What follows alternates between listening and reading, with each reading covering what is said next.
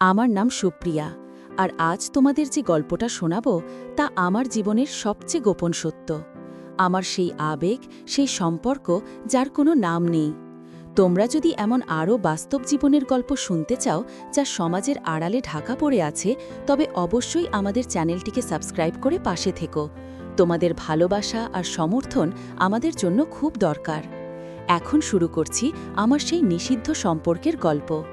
আমার বাবার বাড়ি আর আমার কাকা জ্যাঠাদের বাড়ি সব মিলিয়ে আমাদের ছিল এক বিশাল যৌথ পরিবার। প্রতি বছর দুর্গাপূজার সময় আমরা সবাই পৈতৃক ভিটাতে একত্র হতাম। এই সময়টা ছিল আনন্দ, উৎসব আর কোলাহলে ভরা।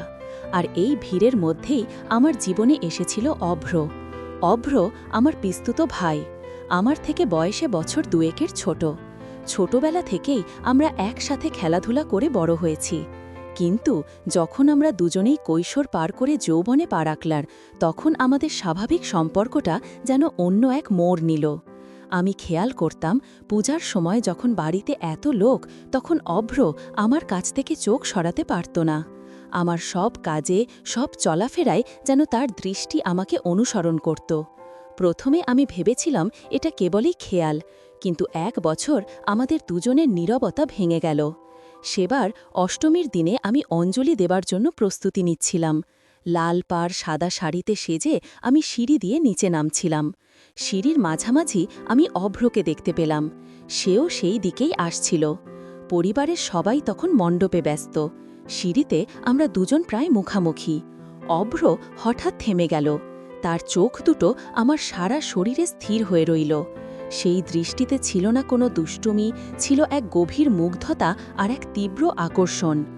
অভ্র নিচু স্বরে ফিসফিস করে বলল, দিদি, তোমাকে আজ এমন দেখাচ্ছে কেন? আমি বুঝলাম তার এমন মানে কি। আমার গাল দুটো মুহূর্তে লাল হয়ে উঠল। আমি চোখ নামিয়ে নিলাম। কেমন দেখাচ্ছে? অভ্র আমার দিকে আরেকটু এগিয়ে এলো। আমাদের মাঝখানে তখন মাত্র কয়েক ইঞ্চি দূরত্ব। তার শরীরে লেগে থাকা ধূপের গন্ধ আর তার স্বভাবসুলভ পুরুষালী ঘ্রাণ আমার নাকে এলো। এমন যা দেখলে চোখ ফেরানো যায় না, সে উত্তর দিল। আমি এই কথা শুনে ভীষণ অপ্রস্তুত হয়ে পড়লাম। একটা আত্মীয়ের মুখে এই ধরনের প্রশংসা আমার মনে এক নিষিদ্ধ আনন্দের ঢেউ তুলল। আমি দ্রুত চোখ তুলে তাকালাম। দেখলাম তার চোখ দুটো যেন জ্বলজ্বল করছে। আমি প্রায় হাঁপাতে হাঁপাতে বললাম, অভ্র, কি বলছো এসব? এখন সবাই দেখলে কি ভাববে? অভ্র মুচকি হেসে আমাকে পাশ কাটিয়ে গেল, কিন্তু যাওয়ার আগে তার হাতটা যেন অজান্তে আমার শাড়ির আঁচলের কোণাটা আলতো করে ছুঁয়ে গেল। সেই সামান্য স্পর্শে আমার পুরো শরীরে যেন এক বিদ্যুৎই ঝলক বয়ে গেল। আমার হৃৎপিণ্ডটা তখন অসম্ভব জোরে লাফাচ্ছিল। আমি কাঁপতে কাঁপতে সিঁড়ি দিয়ে নিচে নামলাম। সেই দিন থেকেই শুরু হলো আমাদের নীরব ইশারার খেলা। উৎসবের ভিড়ে সবার চোখের আড়ালে আমরা একে অপরের দিকে তাকাতাম। সেই তাকানোতে থাকত এক গোপন অঙ্গীকার, এক নিষিদ্ধ আহ্বান। যখন সবাই একসাথে বসে গল্প করত, তখন অভ্র খুব কাছাকাছি এসে বসত। কথা হয়তো সবার সঙ্গেই বলতো, কিন্তু তার হাঁটুর সামান্য স্পর্শে আমার হাঁটুতে অথবা টেবিলে রাখা আমার হাতের কাছাকাছি তার হাত রাখার মধ্যে দিয়ে সে যেন তার মনের কথা বলতো। এই সামান্য স্পর্শগুলো আমাদের সম্পর্কের একমাত্র ভাষা হয়ে উঠল। প্রতি বছর পূজার সময় বা অন্য কোনো পারিবারিক অনুষ্ঠানে আমাদের এই নীরব মেলামেশা চলত। আমরা দুজনেই জানতাম যে আমাদের সম্পর্কটা স্বাভাবিক নয়, এটা একটা ভুল। কিন্তু এই ভুলটা যেন এক তীব্র নেশার মতো আমাদের দুজন এই টেনে নিয়ে যাচ্ছিল। আমি নিজের পরিবারে, আমার পড়াশোনা নিয়ে ব্যস্ত থাকতাম। অভ্র তার জীবন নিয়ে ব্যস্ত ছিল। কিন্তু যখনই আমরা একত্রিত হতাম, তখনই আমাদের ভেতরের সেই গোপন আগুনটা আবার জ্বলে উঠত। একবার কালীপূজার রাতে আমরা সবাই ছাদে বসে গল্প করছিলাম। চাঁদনি রাত, চারদিকে হালকা অন্ধকার, সবাই গল্পে মশগুল। আমি আর অভ্র বসেছিলাম একদম কোণায়, অন্যদের থেকে সামান্য দূরে। আমি একটা বিষয়ে মন্তব্য করতে গিয়ে হাসলাম। অভ্র আমার হাসির দিকে তাকিয়েছিল। হঠাৎই সে তার হাতে রাখা একটা কাঁচের গ্লাস থেকে একটু জল খেল। সেই সময় তার চোখ আমার চোখে। সে গ্লাসটা এমনভাবে নামালো যেন তার চোখে কেবলই আমি। তারপর সে আমাকে ফিসফিস করে বলল, আমার মনে হয় এই পৃথিবীতে আপনিই সবচেয়ে সুন্দরী দিদি। আমি তার দিকে তাকালাম। এই কথাটা আর কেবলই প্রশংসা ছিল না, এটা ছিল তার আবেগের এক গভীর প্রকাশ। আমি বললাম, চুপ করো অভ্র, এসব কথা বলা উচিত না। অভ্র একটু ঝুঁকে এলো। কেন উচিত না? আপনি তো আমারই, অন্তত আমার মনের ভেতরে।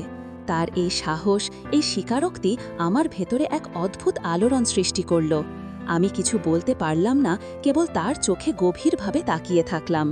আমাদের নীরবতা তখন সবচেয়ে জোরে কথা বলছিল। হঠাৎ করেই অভ্র তার হাতটা খুব আলতো করে আমার হাতের ওপরে রাখল, যা আমার শাড়ির আঁচলের আড়ালে ছিল। সে হাতটা রাখল না, বরং তার বুড়ো আঙুলটা খুব আলতো করে আমার হাতের চামড়ার ওপর ঘষে দিল। সেই স্পর্শটা ছিল এক তীব্র আকাঙ্ক্ষার বহির্প্রকাশ। আমার সমস্ত শরীর কেঁপে উঠল। আমি যেন অনুভব করলাম তার রক্ত আমার শিরাতে মিশে যাচ্ছে। আমি দ্রুত নিঃশ্বাস নিচ্ছিলাম। আমার মনে হচ্ছিল আমার হৃৎপিণ্ডটা যে কোনো মুহূর্তে ফেটে বের হয়ে যাবে।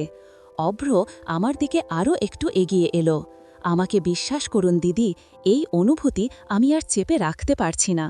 আমি শুধু তার দিকে তাকিয়ে থাকলাম। আমাদের চোখের ভাষা তাকে জানিয়ে দিচ্ছিল যে আমিও আর নিজেকে আটকাতে পারছি না। এই রক্তের সম্পর্ক, এই সমাজের নিষেধ, সব যেন সেই মুহূর্তে মিথ্যা হয়ে গেল। আমরা দুজন এক নিষিদ্ধ আবেগের জালে জড়িয়ে গেলাম, যার কোনো পরিণতি নেই, কিন্তু যার তীব্রতা ছিল অসহনীয়। এরপর থেকে আমাদের আর কেবলই ইশারাতে সীমাবদ্ধ থাকা সম্ভব হলো না। আমরা একান্তে দেখা করার সুযোগ খুঁজতে শুরু করলাম, কিন্তু আমাদের যৌথ পরিবারে এটা ছিল প্রায় অসম্ভব। একদিন অভ্র আমাকে সাহস করে বলল, কাল আমাদের কলেজের একটা প্রোগ্রামের কথা বলে আমি বের হব, আপনি দুপুরের পর ছাদে আসুন, কেউ থাকবে না। পরের দিন দুপুরে সবাই যখন বিশ্রামে, আমি ভয়ে ভয়ে ছাদে গেলাম। আমার সারা শরীর কাঁপছিল, কিন্তু আমার মনের মধ্যে এক তীব্র উত্তেজনা। ছাদে গিয়ে দেখলাম অভ্র আমার জন্যই অপেক্ষা করছে। সে আমাকে দেখেই এগিয়ে এলো। ছাদের এক কোণায় আমরা মুখামুখি দাঁড়ালাম। আকাশ তখন পরিষ্কার, কিন্তু আমাদের মনের ভেতরে তখন কালো মেঘের আনাগোনা। আমি বললাম, অভ্র, তুমি এটা কি করছো? ধরা পড়লে কি হবে? অভ্র আমার হাত দুটো ধরল। এই প্রথম জনসম্মুখে নয়, একান্তে আমাদের হাত স্পর্শ। তার হাতের বাঁধন ছিল দৃঢ়, উষ্ণ। আমি জানি দিদি, কিন্তু আপনাকে ছাড়া আমি থাকতে পারছি না। আমার মনে হচ্ছে আমি আপনাকে ভালোবাসতে শুরু করেছি। আমি নিজেকে আর নিয়ন্ত্রণ করতে পারলাম না। আমার চোখ দুটো জলে ভরে উঠল। আমার ভেতরের চাপা অনুভূতিগুলো বাঁধ ভাঙল। আমি বললাম, আমিও তোমাকে না দেখে থাকতে পারি না অভ্র, কিন্তু আমরা ভাই বোন। অভ্র আমার হাত দুটো টেনে তার বুকের কাছে নিল। সেই মুহূর্তে সে তার সমস্ত অনুভূতি দিয়ে যেন আমার হাত দুটোকে আদর করল। আমি তার বুকে নিজের শরীরটা এলিয়ে দিলাম। আমার মাথাটা ঠেকে গেল তার কাঁধে। আমার কাঁধে তার নিঃশ্বাস অনুভব করলাম। সে ফিসফিস করে বলল, ভালোবাসার কোনো নাম হয় না দিদি, শুধু অনুভূতি হয়। তার সেই কথাগুলো আমার ভেতরের সমস্ত অপরাধ বোধকে ছাপিয়ে গেল। আমি তাকে আরও শক্ত করে জড়িয়ে ধরলাম। এই প্রথম এই একান্ত সাক্ষাতে আমাদের সম্পর্কের সমস্ত বাঁধন ছিন্ন হল। অভ্র ধীরে ধীরে তার হাতটা আমার কোমরের দিকে নিয়ে গেল। তার হাতের সামান্য স্পর্শ শাড়ির ওপর দিয়ে আমার ত্বকে উষ্ণতা সৃষ্টি করল। সে আমাকে আরও কাছে টেনে নিল। আমার শরীরে তখন এক তীব্র শিহরণ। এই সম্পর্কটা ছিল অবৈধ, নিষিদ্ধ, কিন্তু এই মুহূর্তে আমার কাছে এটাই ছিল একমাত্র সত্য।